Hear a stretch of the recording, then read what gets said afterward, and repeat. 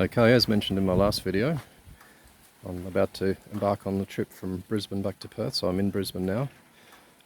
Here's the bike. I didn't really give you much of a rundown of how we arrived. I haven't washed it. I was going to wash it today, but I'm expecting some rain on the journey tomorrow, so decided to just let it be. All the usual bug guts that you expect for 4,500 kilometres of riding, particularly on the headers here. It's a real mess. And went through quite a lot of roadwork, so we've got lots of dirt and other crap on there. Yeah, of course, swing arm, it's pretty dirty, but otherwise good.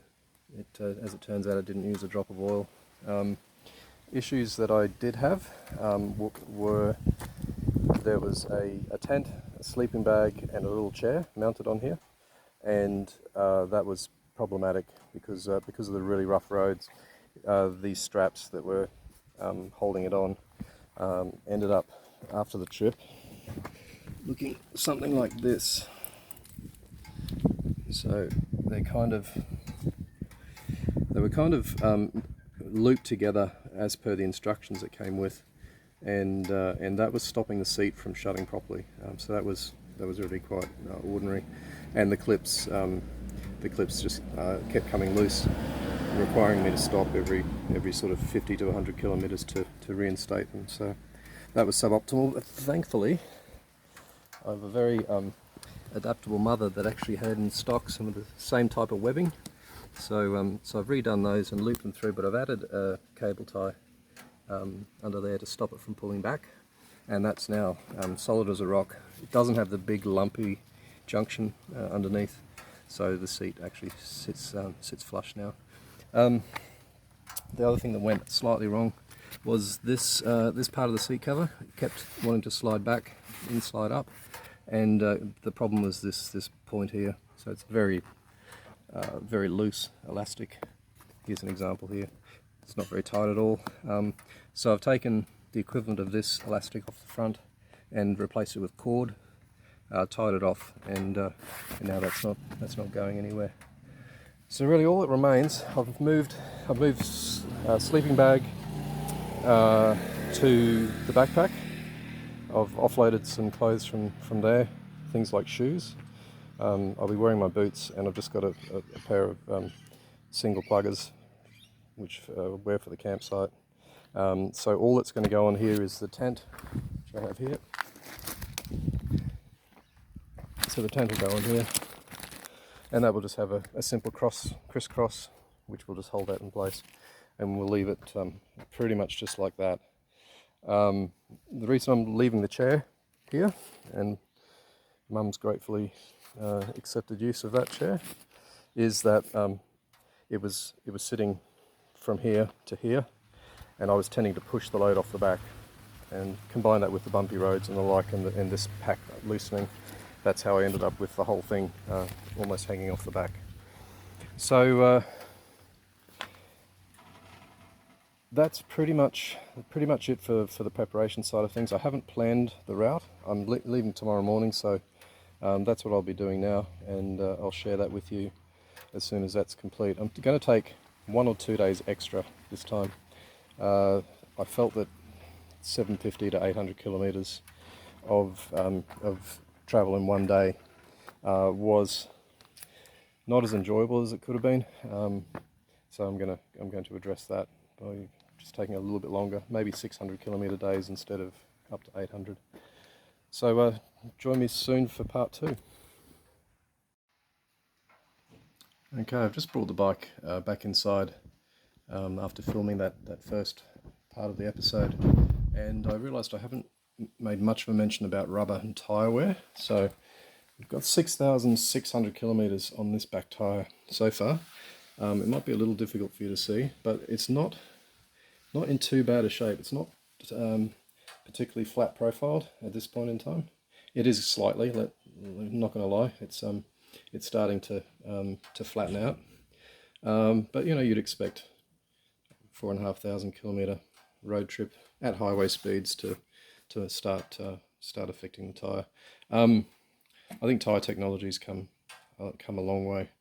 I had a 2000 model ZX12R which I'd bought from new.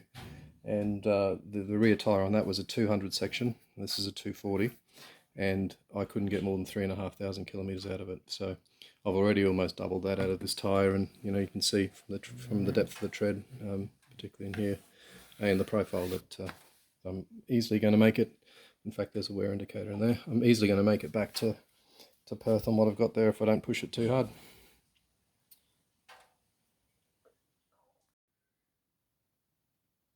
Okay, so I've finished planning the trip, which starts tomorrow. A couple of useful things, obviously, is the map. So I went and bought another map. In fact, this is the third identical map that I have now bought. You must be starting to think I'm a bit of a bungler. I left the map that I bought for this trip back home. I didn't pack it, as it turns out, but there you go. These are readily available at the right shop. So another useful thing was I got this piece of string. It's in a 600 kilometer length, because I want to only do about 600 kilometers a day. 375 miles is the equivalent, and literally lay it out on the route that you are proposing to take, and it puts you at the right stopover. So I've got 7 days travel instead of 6 with this plan. One of the guiding principles was that I didn't want to stay at the place that I'd stayed at before, so that shaped it, and adding an extra day also helps that. So the route I've put on the map here in green takes me through the same way out of Queensland, across the border into New South Wales, and the first night stay is at a place called Narrabri. That's a reasonably short run, only 601 kilometres. Then I move across almost due west to a place I've never been before, called Bourke. There's a bit of folklore about things being in the outback in the back of Bourke. And then due south down to Cobar, which is a fairly interesting mining town.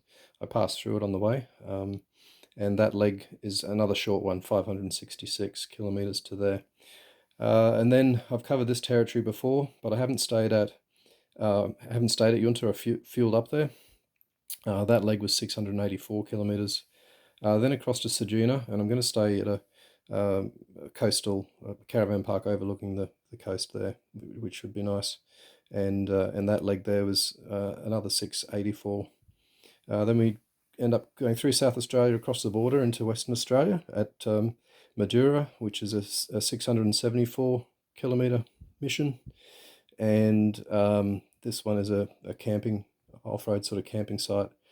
No showers, but they do have toilets. And then I move across up here to Widgie-Multha, which is 621 kilometres. I'm really conscious there's a lot of roadworks here, and I didn't want the last leg to home to be too extreme. So from Widgie-Multha back to home is 625. So yeah, as I said in my last video, I'm going to be recording this diary style. I have relented a little. I've got the GoPro charging again, so I'm going to add a little bit of GoPro footage where relevant to do so. But that's the route. It does remind you, 7 whole days traveling with 600 kilometers / 375 miles, up to 400 miles or more per day. Reminds you how big the country is, and that there's no direct route across the country. You kind of have to dogleg your way across the continent. So yeah, I'm very much looking forward to it. I'm pretty fresh, other than having to catch the red-eye flight last night, which left. It was delayed, so it left at 11:30 p.m. and got into Brisbane at 6, a bit after 6 a.m. this morning. So managed to get 3 hours worth of sleep today, and hopefully we'll top up tonight. So that's the end of episode 1 of the Brisbane to Perth, and we'll keep you updated as we go. Thanks for watching.